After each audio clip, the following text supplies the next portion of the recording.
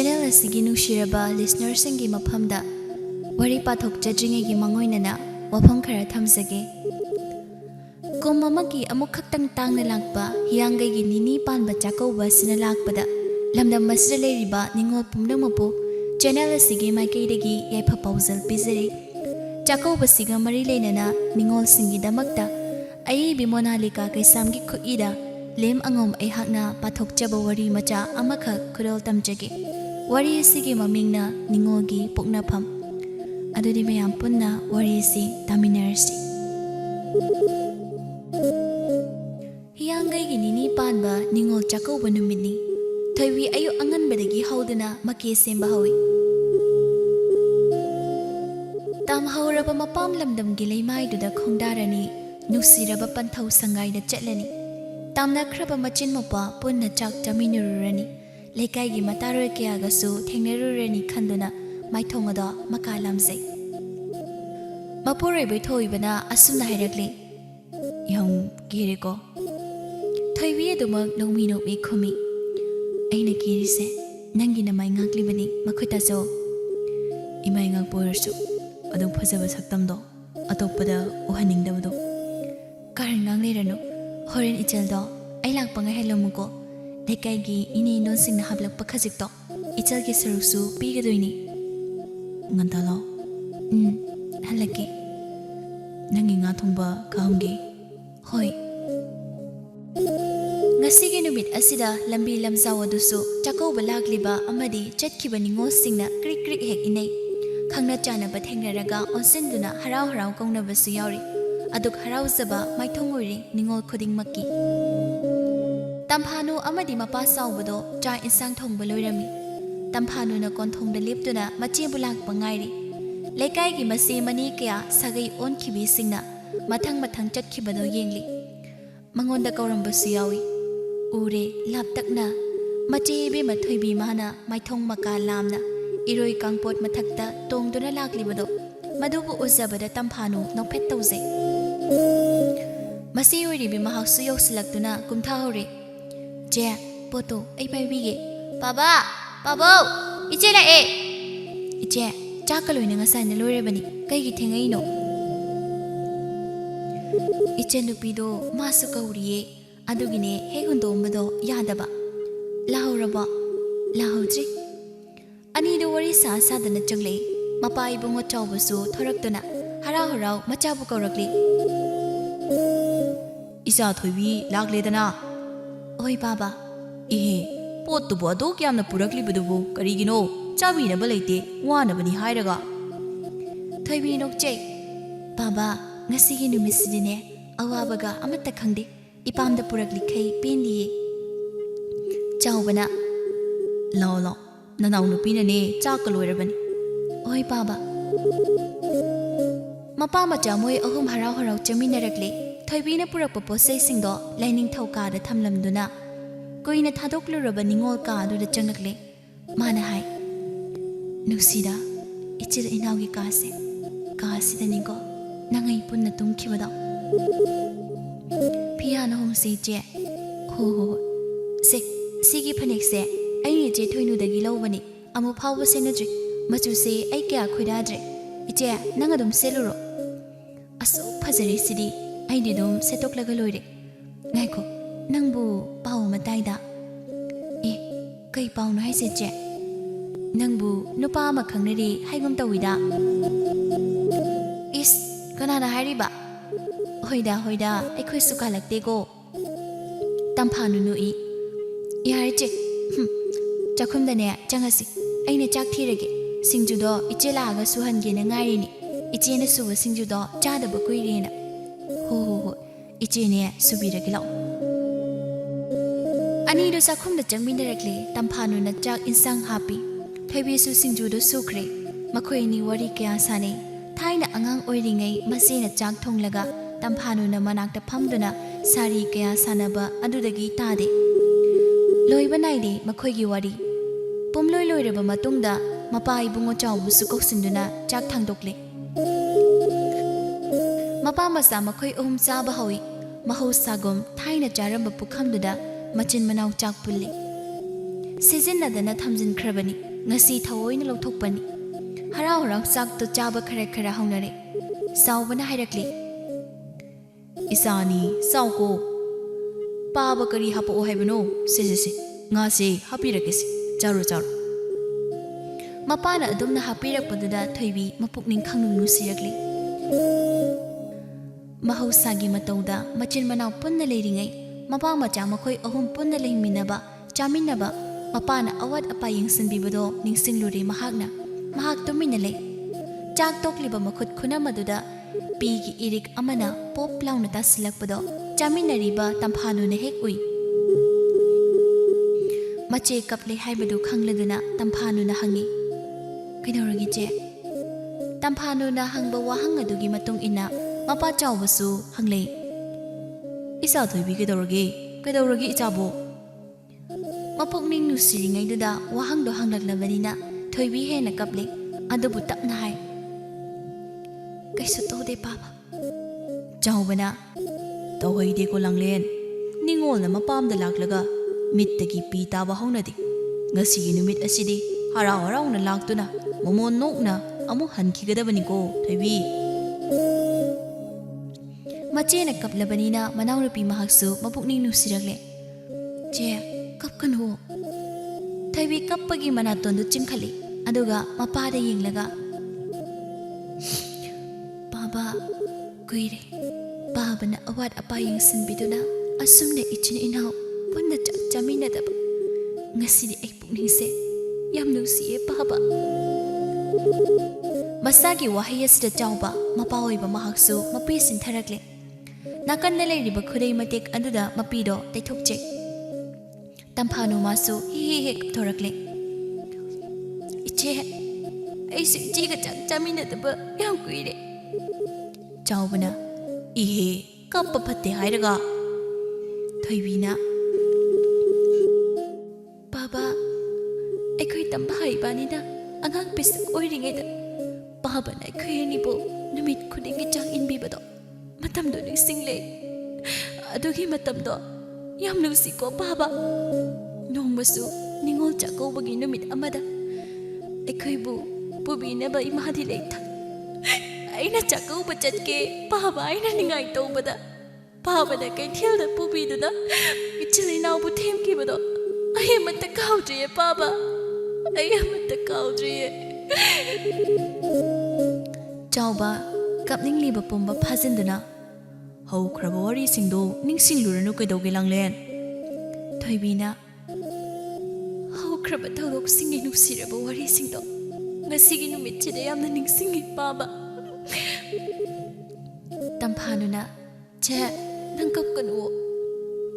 asi hayuna tamphanu do hi kapthorakle mahagna sumna kappa sida manaton du hek yaure manaton do amuktang trot launa singkhatlaga napkaloina chore tawrisi tamphanu magi matawdu da mapas nokle theibisu kapna mapi do taithoktuna noklekle aduga hai charers napcha phugai patar chawbana aduni dana charo ipanane hek ngamliba makhai ngasi asigumba numit asida ipai ja punna chak chara ma hauna chakhigadawni ko ningsingloba oirami wari singdo haukraba tangkak amagi wari bu tamphanu mana ningsinglobani tamphanu sagai ole yumamagi mau oina leire tamphanu do phamung machi amada phamduna lei khazai aninduna tapna mapidu sinthari mapalda mau machin manau oiminaba machi yaimagi mopana ningol chakkouba pau haiba laklibado hek oiri heina do mabukning nusiri asumna lakninaba mabung mapa kana amata leite mabung mapa oiba singna mache machal oibi singbo chakkauzaba tha nusina kauzaba numit tamhauraba mapam lamdamda khongda zaba numit to tamphanu magidi saruk yaramdraboy karigi magi saruk yaramdriba mahakti ningol natabra mabung mapa kana leitabra magi saruk tamlamdraboy sagai asida mau oiminariba makhoigi mabung mapa singna pau haiba laklibadu uraga tamphanu magi thamoida kalakpa khambalba kaya phauri karigi su phauroi masu ningolni baba na Masa tokbibudi Chakkoubiroidro Ningolgi mapoka sida poklebasu Ai Chakkouba chatpa phangleroidro Nachai khuina Ningol oirambana Ichena su pababu thadoklam Aina su pababu mirairam Paba mathanda thamami haiduna Nangna chani bu warauduna chalabro paba Migina Chakkouba pau haiba langnariba singsi yenglaga Ai khangba ngamdiye paba Aida Chakkouba chatpa phangaroi Ningol oina poklabasu Ibangoi pa leitabanina Aidi Ningol Chakkouba chatpa phanglaroi Tamhauraba ipamlamdamdo Aise yam ningsingi Matang adudani mapureiba yaipa changlaktuna Tampha no mapido phapat taithokdana Taton Yaipa kaplubagi ichot liba tamphanugi mamittuda yenglaga Kapiro Kapte Kaigi kapino Kapte hairaga Kaigi oidaba ngangino Mapureibana sum hangjilakpududa tamphanu lotpa ngamakdraduna mapiru nauna sintharakle Yaipa tamphanugi lengzum paiduna Maromda mamaido pulap onsilhali aduga mapido taithokpiduna Kapkan Nangna kapaga ai nungairamgani khanbro Ai lei haina naning thunganba sungamda Handaki matangse nangi khanbada ai yam nungaite khangbro Tamphanu ma suma pureibada nungsina yengladuna Ai kesu khandiye tatot kaidawagi amu wari kini haige Aigidamakta nang leiri nang naigi leprisidi masidagi henba ai karisu kalakti Aigi mitki pibu taithokpinaba nang leinaba Aina mikup khuding kapchaban Pirangi mamal khangbiba nangna aibu themlibasidi Tampha Paris Inamagi Chakkouba pau haiba chapidoi natro Chatkadoin Ngalingay sida chanaba tawbiro lao Inamagi pubiko Ai kaino kitang hikige Hairamduna thoki Yaipana yengduna lehawi Khanglibani nupi magi thamoida phauriba pumba mahaksu Adubu karindi upai lei Yaipasu machigida pau haiba chatkre Tamphanu imungi thaba inkhang tawduna lei Mau ahalna magi kada phi phanik mayamo puthokduna thammi Aduga asumna he kaurakli Mau tombi Hoinaw tombi Tamphanu super prap tholakli aduga hangi Kay hagi che Launi sida launi Oi che Mau ahal kusumna magi phi phanek singdo uttuna Se handaki Ningol Chakkouba chatpadane Se na inanaba phi phanek se aingonda pakjaba khalusi Aina ne khanbada masi se phajabuiningi paksagadrone sibo Masine hek hairakliba wafam masima tamphanu mangondadi mabukning nusinabagi machak ama ohelare adubu adamak no phet tawduna Yam pakjei che Awaigi paksabro sibo pakjei Matangduda mo yai mathuinu so hek changlai Haima nasin nanaudi phiga yamna yengnaredana Kusumna Ihe yaima lao nangsu yeng lau kadoge Aigi sibu pakjabro Thoinuna Ho pakchare Kadai inaugide Karambano amukti yengine Wafam masida tamphanu mahakna yam nungaizade Adubu mahak tapna khumi Chiyai Aigidi yaudi Ichi hangi ngaktani Kusumna Kaidawrigi inaw yaima Aigi ngaktani Thoinuna O Aidi inaw yawboy ningluri Ado ichi Handaki Chakkouba sidi kari hapu haikrage Wafam masida kusum yam pongna hai Ibung ahum ipwa ahumgi manungda naitom satpi aini Ai hangna pamliba makai hapke bo haida Maduda aina ne handakti Sanahal oina sabiyu haidana haikrabani Nangidi yaima Thoinuna Ngasido aikhoi ibungodo pau haiba laklami Isige kari pamgi hangbaduda Aigesu handakti Sanahal phanga ma oina tammuna haikre Kusum noktuna hairam manari adudi Masi anigi matawduda tamphanudo yam khambanba ma phawrami adubu penthokladuna mahak mumo nokse thoinuna ado inawa tombigidi kari hairagi pau haiba lakpabu udida nangbu Chakkouba chatlaroidro tamphanu tapna aidi chaloine che thoinuna karige o ho nangine Chakkoubi na balaite ko phareda inamasu lakdoinina nang leiradi phare hoi che mau ahalna mau tombi nang saloidabo oiradine isiga salo siro nangidi kawina basu leite tamphanuna yani deje ichi hoidum chalo inamasu lakdoinina ai sum leirage somdasu thoibigi yumdani thoibigi mapureba thoibana mamada hai kaidawe hagima ichan Chakkouba tamphanu busu kawibabo mamana hai nang tumile ai khoigi ningol kausi haibani migi masagi haibana tine thoiba sauna kaigino imana aigi migina asukama khaibiri basibo tamphanu gine habada machi manatana kana ririge pukche atok pisan birisi kaigino ima mamana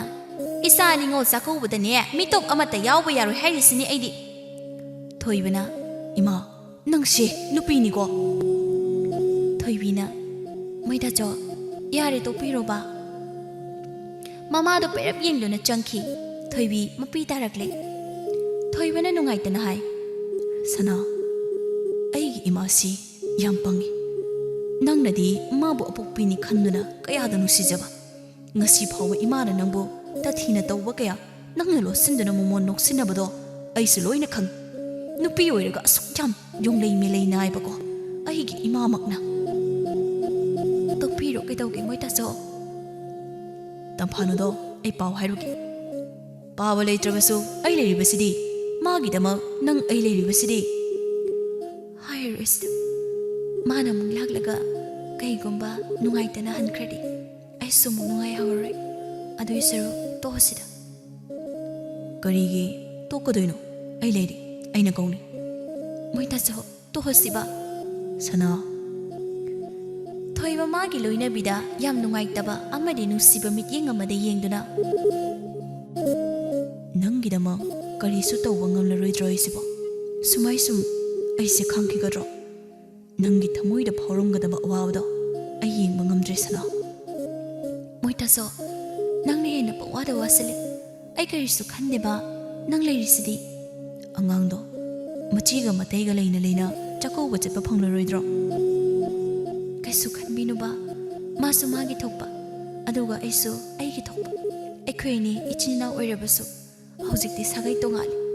sagai amamamgi maune haujikti aigi ngamnaba isagi nungainaba khakta hotnarabane pharisi changnaba tawrasi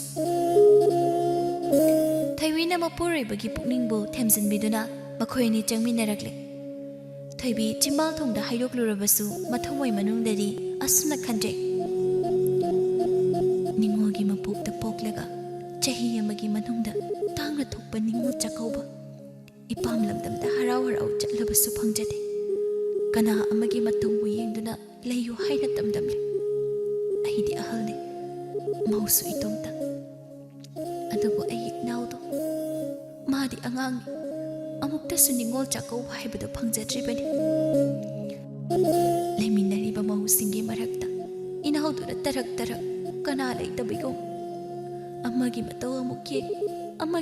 amuk ye pirum tawramgadabado ai ure ichegi tampha nangamuk laibak thibi ninghosibu leiramkhidro nangidabak iche leina iche lei haina pambop tingba ngamdre handaki matangsida nang ichebu waraunuko tampha ichesu nangbu yam pudingi Ningol singi numit na lakpada iche leinaw hawba hawdaba punna chara amata oirabasu charminabado phanglaroi ko asum tawna numit ado hawkhibana hiyangaigi nini panba Ningol Chakkouba numit ado yorakle ngasigi numit asida tamphanu magi thamoina kayagi matik wazariba magi mapok adubusu ninda tawsa lambi lamzauda harau harau nokhena chatlibi laibak phabi ningol singi mataubu uraga kalakpa khambanba phauna mahak thamoido kathekle lona kappa matausu lotngamdre tomin sinthaba pirangsu maka phungdorakle ngasi asira tamphano haifam khangdana wazare magi ka manung aduda tumphak tuphai channa leiri ma kanaga su uningba phaudre magi ningba kairaba suktharaba maithong adubu atopana ukhini aduna ma ikaije somdana machi ani haibadi kusuma madi thoinu nong hek nganbaga maki semba hugotnare leizaba phirol setuna momon maithong maka lamna maki semli ningol singi numit tangna thokpa numit asida makhoigi thamoina kayada harauzariba tamhauraba mabung mapa singa harauna nominaba phanglani mapam lamdam harau chattuna mabung mapa singa tamlakpa khurolbu amuk makhoina harauna purakani yaifa mongol piramgani awa nungai paudam narurani asita khanbada ngarang ahingdagi nungan bangairaklibani thoinuna magi kadagi asuna karakli inaw ho motombi nang butara bro tamphano magi kadagi khumle hoi tare che ai oh nang amta law he ai ge kada tamphano lai ke hai ge che law ne changlo ne e itai leitro leite changlo tamphano changlo mi nang bo ke hai ge che ai se phi se ithante in be yadre nang amta ne phasana se mause tamphano machi yai magi phido ningthina simjin miduna yare phajare che to si oiradi ne phajare dana se hore ni nga thongbane khawmuko nga matungado achawba khoi che ai khamge asom karom dagi mau ahal ko sumna mu korakli mau tombi ho mau tombi au tar che ai hal gi ka da leye thoinuna krapon angang sidane koi ko radan chalo tamphano sunok phet tawramduna machi ahagi kadagi amuk thoglele che ai ko bibu kai haige mahu tombi law changlo o hoi se samji rei se isidani amta chilo se ithanda chinbado yadre hoi che ai chinbi samji da chinbi kusumna phajara bro phajare che kai wali hapkadaba isa se chattarobani ne irang langi tawrisi nangamta yinguko hoi che kai sungatre nang saunuko nang di chatloidabani na hairini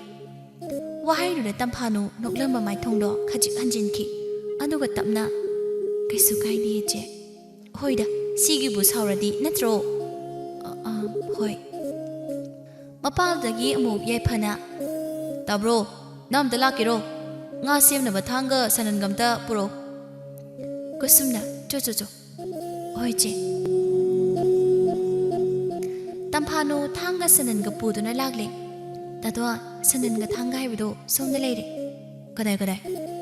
pirak lobуда losinduna yaifana nga simba hawi tamphano sumanak ta phamli yaifana hai koida lerugi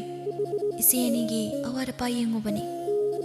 moina yinglu laona hairiro kainaragi taton moigido nongona kalaksano haina tawribani adu oirsu aina kaisu khandradi yaraba natra tanzadu da machi anido loisinba loiduna mari thoknaki harau na thoknaki bakhoigi matawdu bu yenglaga tamphano momon noksine adabu lot pangamdaba pirangdudi ihaurakle matawdu bu yengliba yaiphana tapna yengluno hairaga mapuroibana magi wazaba matawduda tamphano nusina khumlei ai kaisu khande hairaga ando tato ai mungna changamage asi hairamduna tamphano magi ka tamna sangsili sagi misil adugi mamangduda phamduna maha hi kapthoi pirangna chongtholaba masagi saktam adubu amuk yengzai ningol oibi singna wana khawrang na ngai cherak panumit ase aigi pirang lakta subak loi khrakaniko asukoi matam ai no mata sukhalud adu ngasidi ngasi di aigisu ibung ipo haibado pamle ibung ipo haibado leiramlabadi aisu ngasi makhoi ko harauna kina Ningol Chakkouba chalamniko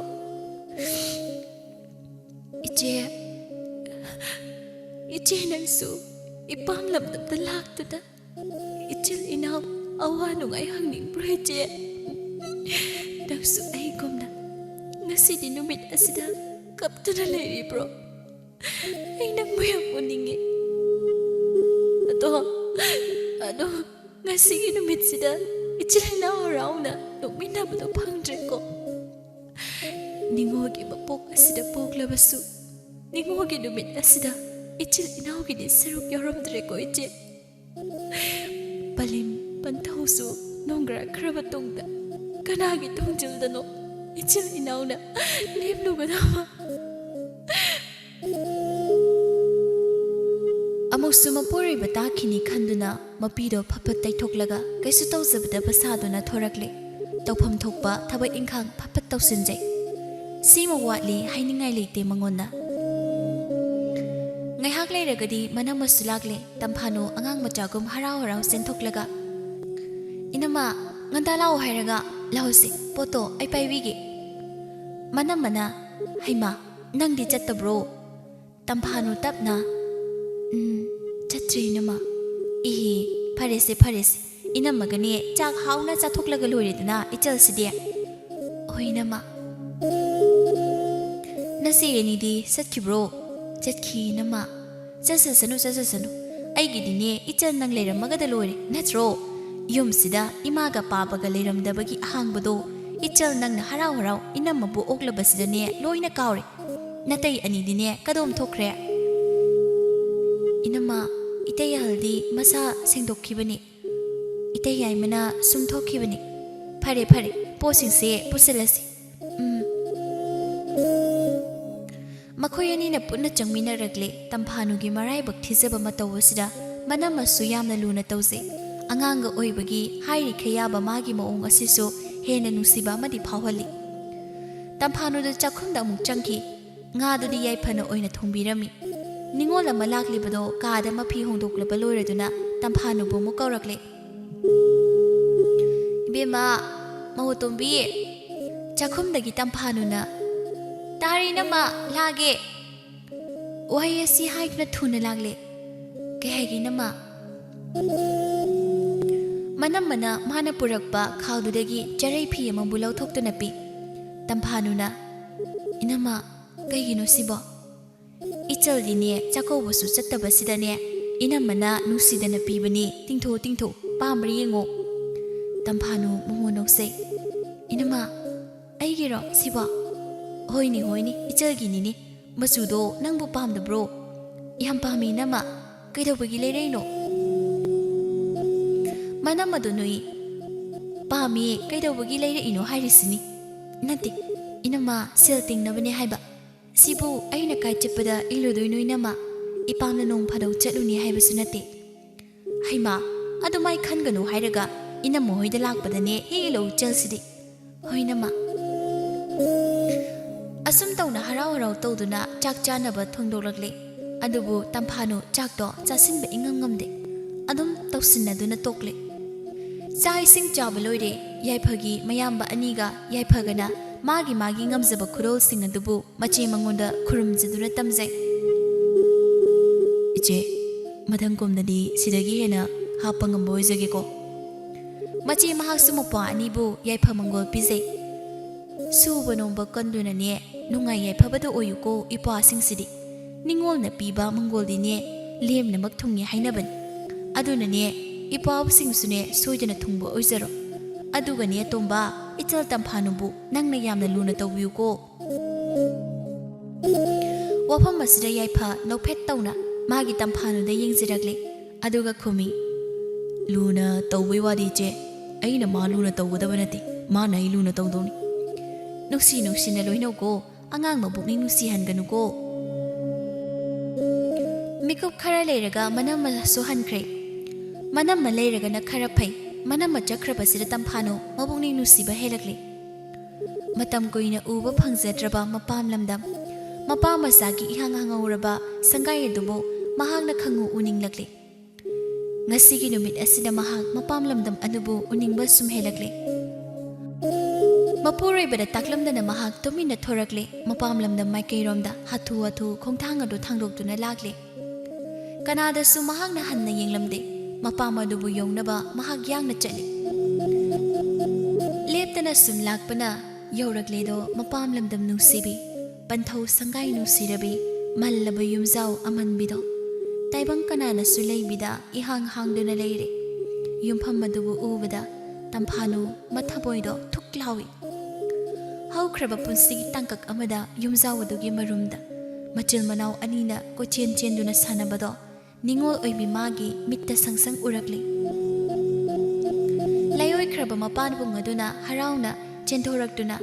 icha tombi haina karokadaboi ningi adubu ningzabata oirari thingzinduna leiriba konthong ado tapna sali aduga mahak khongthang lumna thangduna changlakli kanana sukoi bidraba inkholaduna isungsung sumang mangol aduna ichai leiramliba mataw asire tamphanu mahak mapi sinthare juri tapham maduda leptuna mamayeduna imunglomda onsinduna nusiraba yumadubu yingse pungning aduda ningjabana kauraklabo hektaragli wakhalda mapagi khonjelama Icha tombi nang laklabro tamphanu mapi khangda tarakli baba nacha tombi lakli kumona magi manungda tangna thokpa namitsida nacha su Chakkouba lakli baba wafam masibo haiduna tamphanu hikna kapse aibu pokpa namitta taibang asida aibu phawalamduda ima mahak sunong akre ima mahak na leitrabanina kum kudingi Ningol Chakkouba nasu imagi pisi handuna inabasu phanglakte gasina chana sagai olaba matam sidasu nachabo Chakkouba kanasu leiti baba aigi mapok ase asumno yu thamlam male adabu ai lakliye baba baba na Chakkouba drasu ai lakliye nang thoro baba icha tombi aina amukta korakhu ipa icha chak chadabasu yam kuire ai buchang inbiyo baba ai buchang inbiyo tamphanu to mathanta layoi khraba mapabu kauduna hene hi kapthorakle nachala ye baba nangi nacha Ningol lakli amuk tangni kulak khoba ai nang boyam ningsinge baba matang asi maktada hi kaptuna leiribi tamphanu gi lingzu maduda makhut aduna tapna thamduna yam tappa khonjelda hairakli isigi tamphanu mamaiduna khattuna iche wafam asibu haiduna machibu chene konsinduna hi kappi thoibi su kappi machin manau makhoi ani do ihangang laba mapam lamdamduda pena kapmine thoibi na manau gi mapi du bu tai thokpiduna nusine yengladuna nang Chakkouba lakli bro isi su lakli tampha iche ngasidi yumse ihangang le ko ingkol sisu isong le mi leitaba yum haibado oire ko nusibani ko ai kai babado ngasisu babado leisarabladi ichani lakli aida babana harausagadabdo ai mitta uri iche gi tamphano iche ibani angang pisak oiring egi matamdo ko chen duna sadamina kiba mafamse nusiko babana khwedi bu thayeng duna sambi kiba mafam basisu nusiko iche nusi matamdo yam nusi awaba haibdo karisu khangdat baba kai khayum harau leibado yam nusi iche law imungda changnusi ani do imungda changminarakle mapana hiplamba phamjaw adubu Hana uraduna amuksu kapchai. Baba, nangbu tumdara leirabro. Nachanina laglibasibu udabro. Chakkouba domda amuk changlakle. Chakkouba do leninga kabaga waisu taibidabaga napi macha macha kharasu haujinduna leiramle. Mapana charambagi amadi machin manauna charambagi chak pukham adusu hek urure. Aduba hek urubaga ningsinglakle. Mahausa mapa macha makhoi ahumna harau harau chak chaminakhiba kayado. Yenglu ba mafam khudingda uruba posak khudingda pukning nungsinabagi machak amadi adumak ohellare. Thaina makhoi anina selam charambagi mafi marol kaya amang ngasisu mapok kaidana leramlibadu ubada amuk henna mapukning nusire. Ije yengune yengu ije babana ije ekoi nigi ne aina laira ubada innaba lebi khiba charai nam khangse yengu ije to sina ije ki aduga sina aigi babana lebi ba charai se yam nuksi ko je numit ado ngasi sida oirabadi yam nungai ni ko ije matam se halak pa yan se kaigino babane ije ne ekoi punna leibado ayam pame je Isigi tampa punsi aibase asi oira mali masibu ekoina ninda torudana amuk semdoklubadi khakyaroine adu oirasu ai pentokpa gamdiye che ai pentokpa sungamgamdiye parese thengli channaba torslao ekoina ningogi mapok asida poklubana ngasidi ichin inaw koina pukmen pawmina basu phangdre yum amamamgi mau haibado oirabani numitna mayum sangdringai aigi asingba yumdugine maikaida khong thangdok hauras ichegi beba wafam masibu hainaduna machin manaw makhoini do nusiba yum adugi thungado lansilamduna konthongnomda thorakle konthongche adubu ningthina thingzali ichik chikna leihoraba sangai adubu nusina yenglaga Ningolgi noknapham nusibi leihoroko chatlaki Ningol mapok asina nangbu miraira sagai amada tillubana chatningda chatlake ko